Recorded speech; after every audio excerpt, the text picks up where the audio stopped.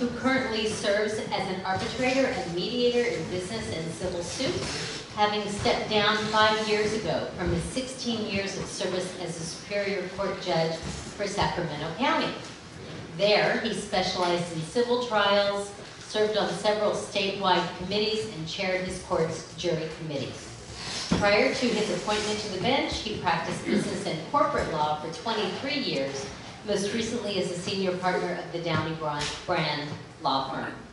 In the late 60s and early 70s, Judge Van Camp served in public positions, including as a Deputy State Attorney General, Assistant, then Acting Secretary of the State Business and Transportation Agency, and a member of Governor Reagan's cabinet and as State Commissioner of Corporations. In civic affairs, Van Camp has been chair of the Capital Area Development Authority, SACTO, and president of the Rotary Club of Sacramento, among others. Judge Van Camp graduated from UC Berkeley and his law school, Bolt Hall, who he doesn't have the year here.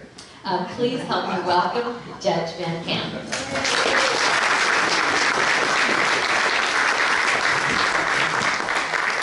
Shelley.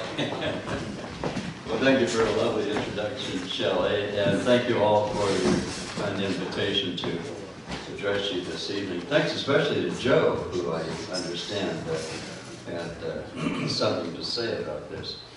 He said he heard me over in Folsom, but he just told me just before dinner, so I wasn't able to scrap that speech. So I hope you'll forgive some repetition.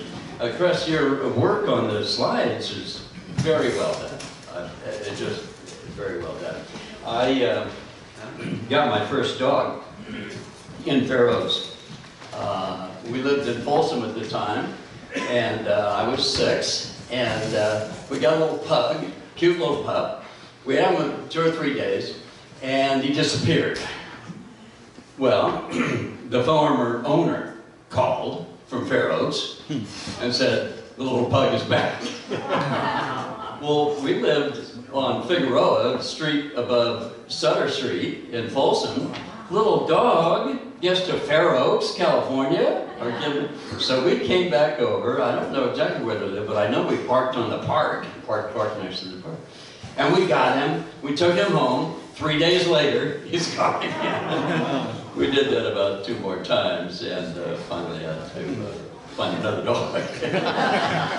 But I've always loved Fair Oaks. Back then, in the late 40s, it was a town of palm trees and citrus.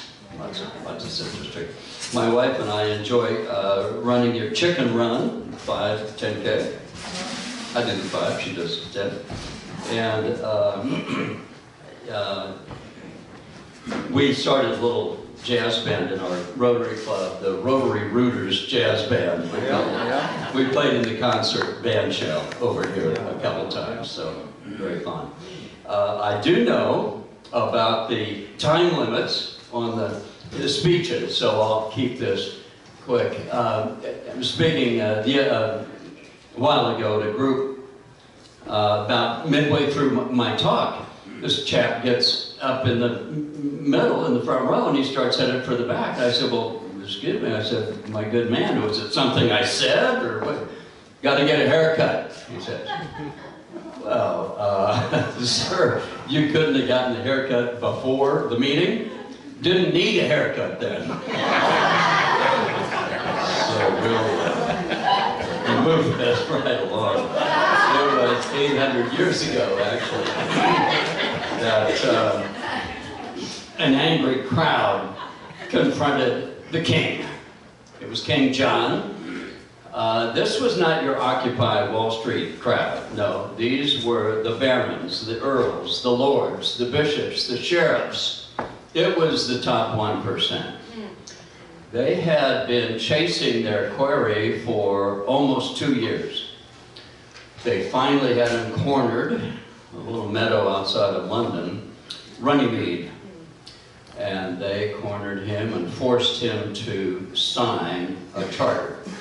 King John had lands all over the British Isles, Scotland, Wales, Ireland, and then across the Channel, still in Normandy, King William's lands, and then down in Brittany from his mother's side. So They, it took men and money to defend those lands, right? I mean, just like today. You need to have men and money. So the king would conscript the serfs, the farmers, off the Lord's lands, and they would tax them, and he would impose penalties and fines, and they finally said enough is enough. So they got him to sign the big letter, or the Magna Carta. A lot of the first part of that was just settling disputes between the various barons. But by the time he got to paragraph or Article 39, it said, "No man shall be deprived of his liberty or property, or be immersed," that is, jailed, "except by a jury of his peers." Now, by peers, they didn't mean us. They meant like with a peerage.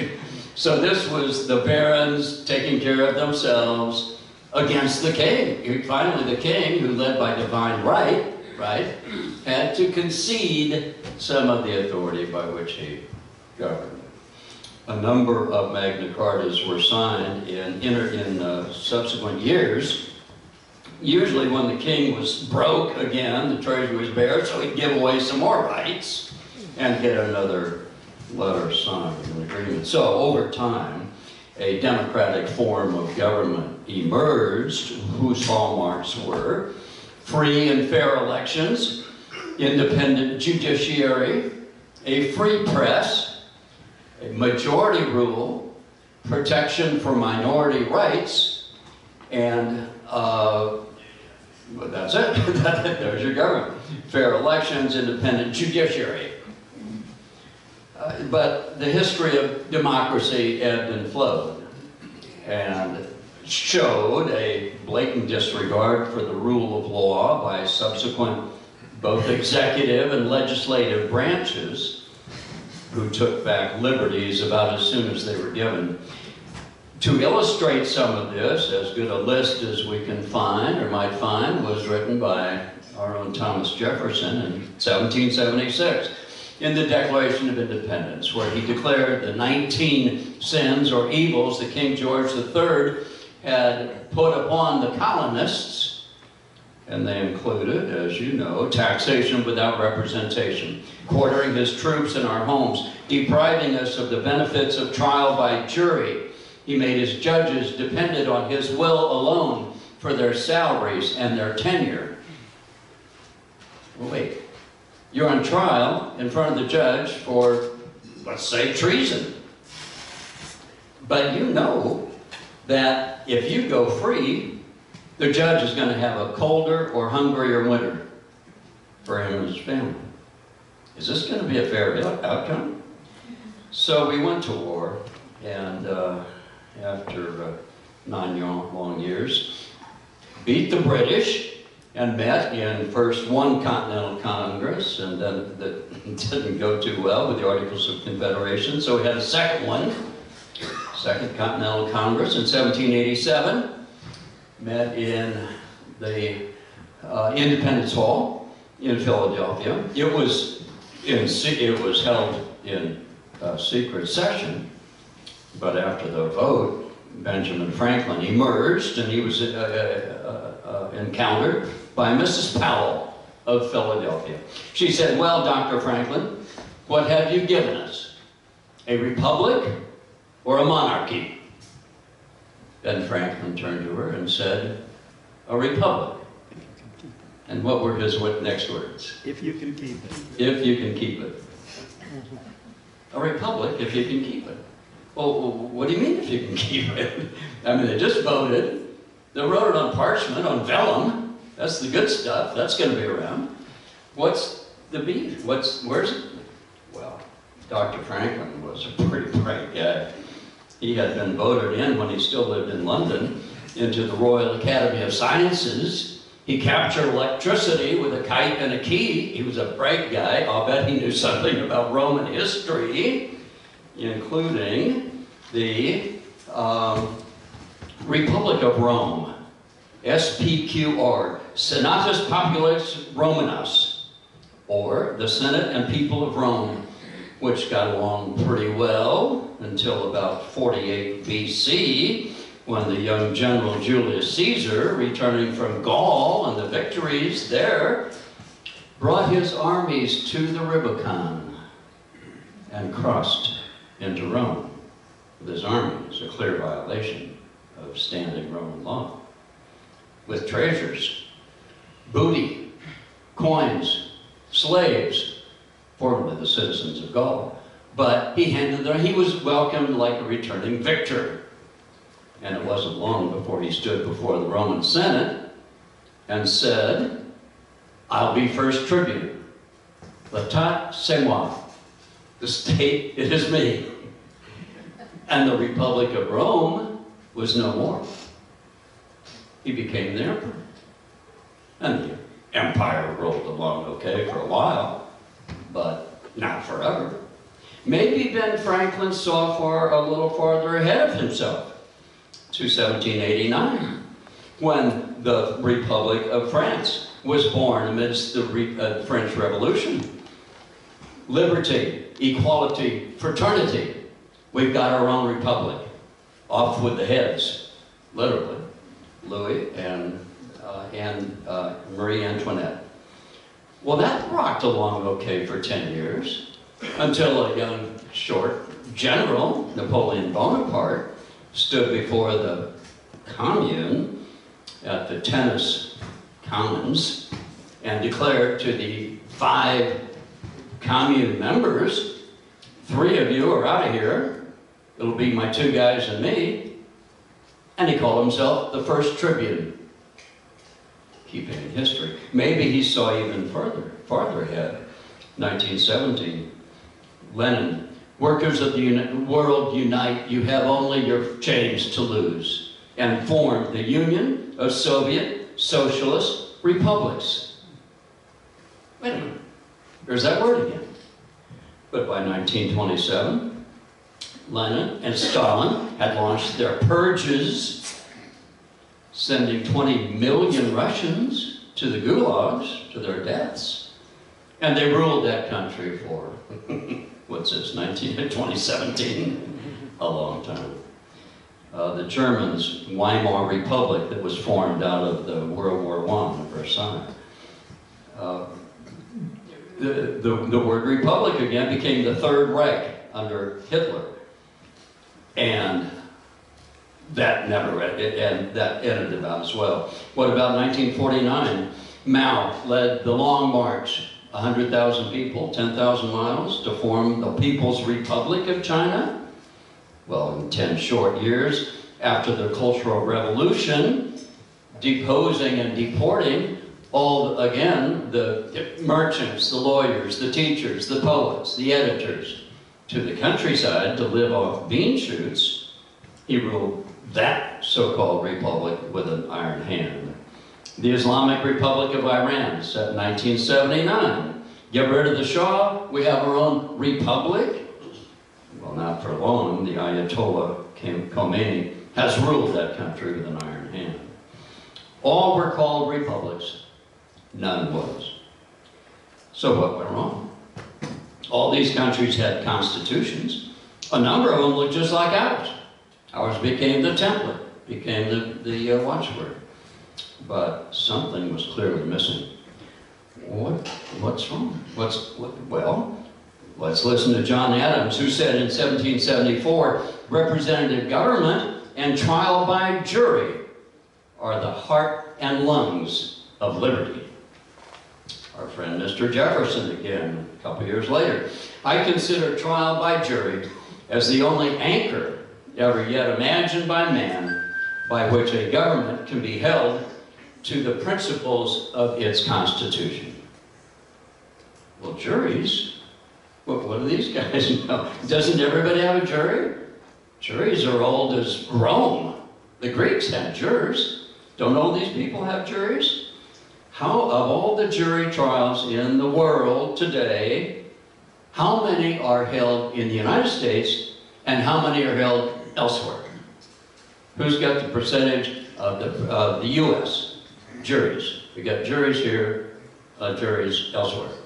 Who can give me a breakdown between the two? How many in the U.S. would you say? 75%. 75%? Good going, Gus. A little short.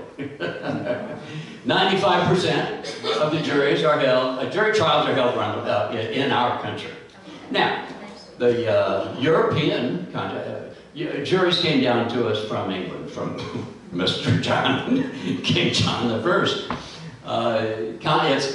It came through us in the common law, the English common law, and that's what we have here. We have American common law. On the continent, they got their law largely from Rome. Corpus juris, which was a codification of mostly legislative acts.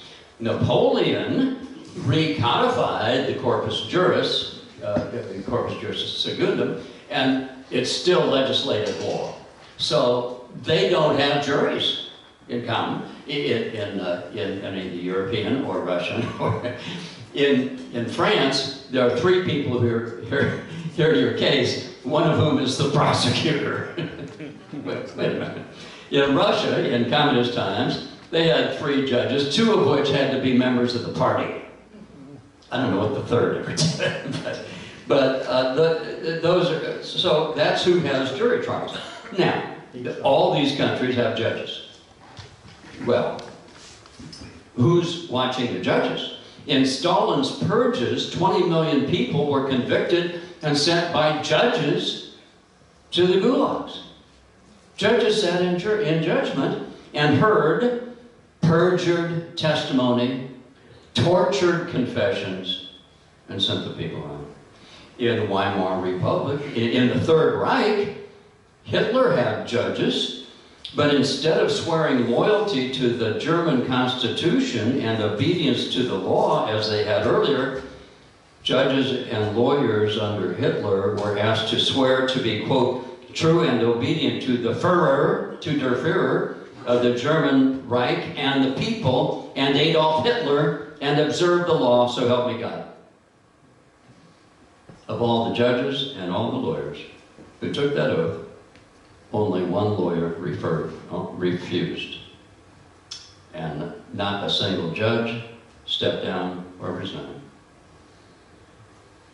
Instead, they sentenced to death camps 6 million Jews, communists, and gypsies. Did anyone see the movie Judgment at Nuremberg or see the play? It just played at Davis within the year in Mondovi. Most of the big war criminals have been tried. Goering, Eichmann. This trial in that play was the chief judge under the Nazi regime. And in the movie, Spencer Tracy played the South Carolinian country trial judge who was tapped to go sit in judgment at Nuremberg. He heard all the excuses of all the people around the judge and convicted and sentenced the judge to prison. And as Spencer Tracy, the South Carolina judge, was headed for the train station to go home, the judge, now in jail, asked to see him. So Tracy goes, and he said, "We didn't know. We had no idea it would turn into such mass murder." South Carolina country judge says, "You should have known how it would turn out upon the first conviction of an innocent man or woman in your courtroom." Judges. More recent, Professor Larry Diamond at Stanford said, since 2006, expansion of freedom and democracy in the world has come to a prolonged halt. He lamented the breakdown of in 25 countries of democracy, not only by blatant military or executive coups, but also subtle degradations. And he cites the Bolivarian Republic of Venezuela. Hugo Chavez, elected as a Democratic land reformer, then appointed corrupt judges to help confiscate the oil production fields and factories and plants and vast ranches and other forms of production. And his successor, Maduro, has continued that by now creating a super assembly with extraordinary powers over their constitutional parliament, and enabled by his lapdog highest court, they said that's just fine. Russia's Putin has routinely prosecuted and imprisoned political dissidents, including most currently Alexei Navalny, the leader of the opposition movement, who was convicted on trumped-up charges in order to keep him from running for election, this time opposing Putin. Turkey's Erdogan gave himself extraordinary powers. He's not only prime minister, but president. And the list goes on. In Zimbabwe, Thailand, Kenya, South Africa, example after example, of men who came to power as reformers, as Democrats, as reformers, in the passage of time, loosed the bonds of their constitution and became dictators. As illustrated, the dirty work of too many of these has been done by the judicial branch in those countries. I call it the branch. They seldom were. Most often, the chief judge, as in the case of the Nazi, was a member of the president's cabinet. They were there to enforce order. The courts were less the search for truth as they were criminal and opponent processing teams to remove them from the public square. I chaired our court's jury committee, as Shelley said, and so looked for opportunities to see what these examples. My wife and I went to Beijing a couple of years ago, and I had heard about a professor there who was trying to bring the English or American jury system to China.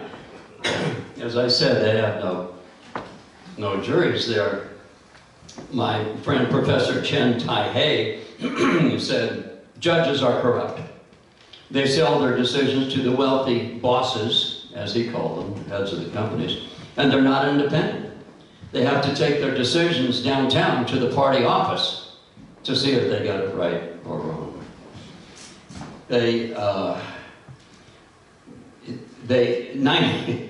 conviction rate on persons accused of a crime in China is 99%, including Professor Liu Xiaobo, whose paper, China 08, called for more transparency and less corruption. He was convicted of counter-revolutionary and was sentenced to 25 years. Thank you so much.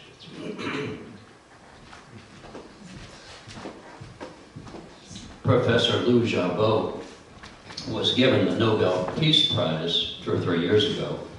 Needless to say, he stayed in prison, as did his wife, under house arrest. He died in prison earlier this year, and she not long afterwards. So, that's jury and judicial systems around the world. One very brief last one, I was in South Africa with a California judges group. We all paid our own way. But we're meeting with the head of the Bar Association in Cape Town. And one of our numbers, or about 12 of us, said, you used to be a British colony, but you don't have juries anymore, why not? He said, oh my. He said, no, our citizens, we try sophisticated, complicated matters here. There's no way our citizens could deal with this. So I said, well, we think we try sophisticated, complex things. And I, as a judge, I know the lawyers take it on ourselves to make sure things are crystal clear so that everybody gets it. And I said, in my experience, I think 98.5% of the people get it right in dealing with those things. And so another colleague of mine says, well, if you don't have jurors, who's watching the judges? The lawyer said, oh, our judges of the highest repute. We have the finest judges people can find. They are beyond reproach. Finest you can find. Oh, we said, well, this must be a select group. So we're going to dinner that night, a little shuttle, and our guide from there said, oh, I have bad news. Well, what's that?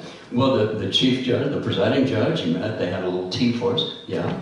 Well, he's under indictment. Well, Jake Zuma, when he was taking office a few years earlier, was under charges. He had 700 indictments again. I mean, the guy was a flat crook. And so this presiding judge then called a member of the High Court and said, you gotta help Jake. You're our last chance. So, the judges, got it. So, how are our courts doing? Well, we're doing better than most, but we still could be doing better. First of all, we need to support our judges, our judicial branch as an independent, separate branch of our government. We need to fund it appropriately. We can't let it become a political tool. A few years ago, there was a decision that it was Prop 140, and it cut back the legislative budget, and it tried to clean up some of the scandals. So that bill was challenged in court, and it went to the Supreme Court, and the Supreme Court upheld it. Well, the next year, the legislature got the judicial branch by 15%. Okay. A few years later, there was another bill, and it went up, and the Supreme Court just struck that law down. That year, we got a 15% increase. No, this can't become a political playground. It can't be. It can't be subject to those. So we need to support our system. We need independence assured. Next, we do need you to serve on our juries, you and your colleagues. In Los Angeles, they send out jury summonses, only 18% show up. It's higher here, happily, largely because of our public employees. But even that skews the jury pool, too, if everybody looks the same or becomes the same. Politicized judicial elections in some southern states and Midwestern states. Candidates for judge have started campaigning on the basis of political platforms, whether it's abortion, death penalty, gun rights, the issue du jour. That can't come into judicial elections. Let's not let our judicial elections turn into another political mosh pit where candidates wind up appealing to our narrow political views. Leave that for the legislative and other branches. Elect judges who will be independent, will analyze the case in light of existing law, and not either implement a partisan personal belief or appeal to voters' political partisanship. Justice Sandra Day O'Connor. When a judge does what is right according to the law, when a judge decides each case strictly on the merits, when a judge gives every case and every person the same treatment, our courts are what they have always been and must always be, fair and free. I ask you to help maintain our independent judicial system by serving and encouraging others to serve on our juries, supporting executive and legislative candidates who commit to adequately fund and keep independent our courts, and continuing to elect judicial candidates meriting your trust on the basis of their integrity and independence. Only by doing these things will we continue to enjoy the gold standard of justice around the world, the envy of the rest of the world. Thanks so much.